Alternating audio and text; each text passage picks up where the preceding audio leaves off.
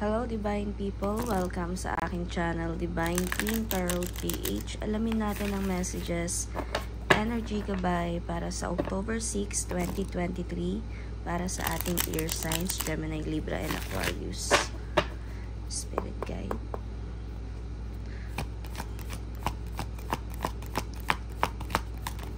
Okay. Oops.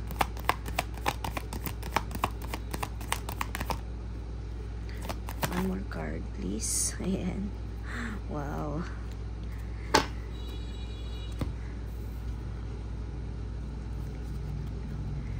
Wow. Ear signs. Ace of Pentacles, Magician, Queen of Pentacles, and the World card. So, lahat siya naka-upright, ano? So, I can feel na ang daming parating ngayong araw nito sa inyong regarding sa inyong financial stability, bagong opportunity, bagong trabaho. Alam nyo yun, ang daming blessings nyo ngayong marireceive, air signs. So, ayan o, kung ano man yung mga naranasan mo from the past days, past weeks, or past months, ayan, there's a magic na, no? Ang dami ng magbabago, no? Regarding sa inyong love life, career, sa inyong financial, ayan. So, maganda yung pagbabago nito, no? Lahat positive talaga. So, meron din tayo ditong Queen of Pentacles, ayan. So, ngayong araw din, ayan, napaka-generous mo, no? And napaka-practical mo sa paghawak ng pera, no? So, mag-share ka ng blessings mo, but alam mo yon, may limit na rin yung pag-share mo dahil siguro nadala ka na rin sa mga nangyari sa inyo before. So, meron din tayo ditong the World card. So, regarding to your career, ayan, may mga papaalis ngayong araw na to, no? So, ang daming matatapos, ang daming completion, accomplishment, success. Ayan, yung iba dito makakapag-aral ulit, makakapag-masteral. So, napakaganda regarding to your career and sa inyong kaperahan. So, pagdating sa inyong love life, ayan, no, there's a magic din, lahat talaga positive. So, ngayong araw nito is napaka-optimistic ng araw mo, napaka-positive energy ang binibigay ni universe sa'yo. So, tignan pa natin dito sa isang card for our air signs. Okay, medyo magalaw nga lang, no? So, tignan natin. Okay, oops. So, we have 5 of air, no? So, may mga, mag-ingat ka sa mga pinagdidesisyonan mo ngayong araw dahil, alam mo yun, baka, or sa mga pinipili mo ngayong araw, no? Regarding sa inyong trabaho, diba nga, maraming opportunity na darating sa'yo, maraming blessings, pero sinasabi dito ng 5 of air na mag-ingat ka sa mga hakbang or sa mga pipiliin mo, no? So, learn what you can from this situation. So, review everyone's motive. So, kung ano man yung mga trabaho, panibagong darating na trabaho sa'yo, love life, make it sure yung sasagutin mong tao is, alam mo yun, maganda yung motibo sa inyo kahit sa trabaho, no? Yung talagang magiging maganda yung surrounding mo, environment, yung salary mo, ano? Yung hindi ka maaabuso, no? Yung alam mong hindi ka maaabuso dito sa trabahong pipiliin mo. So, we have here the Hermit, no? You are protected by Archangel Raziel. Spend time in quiet meditation. So, kung ano man yung mga pipiliin mo, kailangan mong mag-isip mabuti. Okay? So, may mga self-discovery din dito. Siguro, dyan mo na malalaman yung ano ba talaga yung gusto mo sa trabaho, ano ba talaga yung gusto mong trabaho, ano ba talaga yung gusto mo sa isang tao, no? Diyan, para makapag-isip ka ng mabuti, air signs. So, tignan pa natin.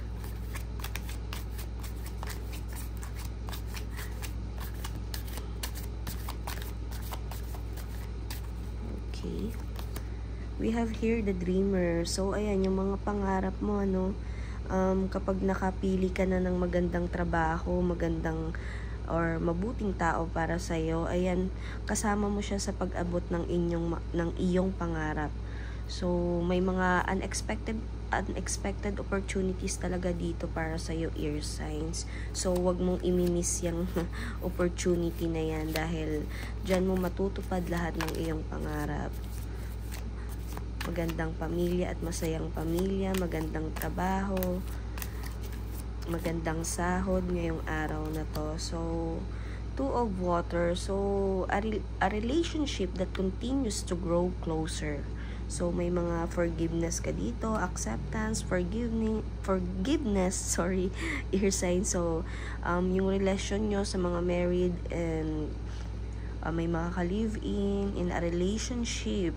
Ayan, so mas mapapalapit pa kayo sa isa't isa, no? So kung may nagkaroon kayo ng problema from the past few days or weeks, ano, ayan, maaayos nyo na at mas makikilala nyo yung kahinaan at kalakasan ng bawat isa. So tignan pa natin.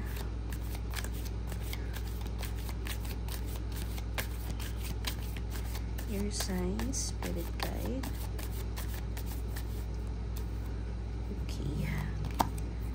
We have here the release, the end of a phase or situation. See, spiritual transformation, time to move on. So dahil you are protected by Archangel Raziel, so yan yung sinasabi niya sa iyo, no? Kailangan mo nang tapusin yung mga pangyayari, mga problema na pinagdadaanan nyo ng inyong karelasyon, ang pinagdadaanan nyo sa inyong bahay, sa loob ng bahay, sa iyong magulang, sa mga anak, kung ano man yung pag-aaway na yan, no? Kailangan na yung tapusin, bigyan nyo ng solusyon, no?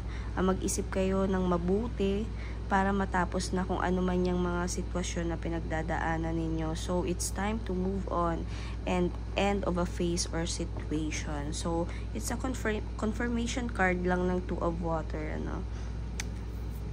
So, let's check more messages.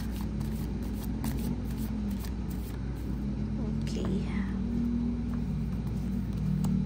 we have Nine of Air. So kung ano man yung mga solusyon na gagawin ninyo, ano, may mga bangayan na mangyayari, pero in the end naman is, alam mo yun, maganda naman yung outcome niya. So siguro talaga may pagsasagutan, no? Pag nag-aayos naman tayo ng problema, meron naman talagang pagsasagutan, nilalabas nyo yung mga sama ng loob nyo sa bawat isa, yung galit ninyo, which is better naman, no? Para alam mo rin yung mga pagkakamali or pagkukulang mo.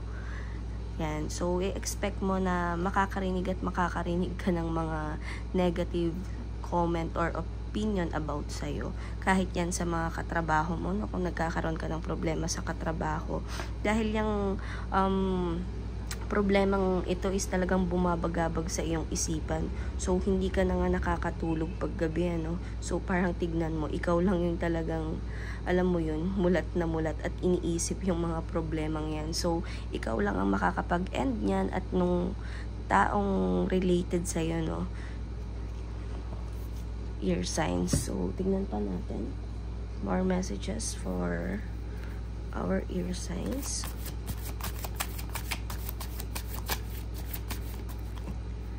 Okay. So, we have here, create art. So, kung yung iba sa inyo na i-stress na at dinadaan na lamang sa ano, alam mo yun, pag-create ng kung ano-ano, pagsusulat, pagdodrawing, kahit sa opisina, minsan, alam mo, imbis na magtrabaho ka, no? Minsan yung nagsusulat ka lang ng nagsusulat ng walang patutunguhan. Minsan, alam mo yun, talagang yung nag-iisip ka talaga ng, yung pag-iisip mo is nawawala na sa focus sa trabaho, kundi kung ano-ano na lang yung mga sinusulat-sulat mo kahit sa bahay. Diyan mo nilalabas yung stress mo, yung anxiety mo, ano, yung galit mo. So, kung hindi naman ear signs, ano, so mag-create ka ng letter to say sorry or thank you for the person na talagang, for that person na talagang nakasamaan mo ng loob. So, yun lamang, air signs. Thank you for watching. See you on my next video. Bye-bye!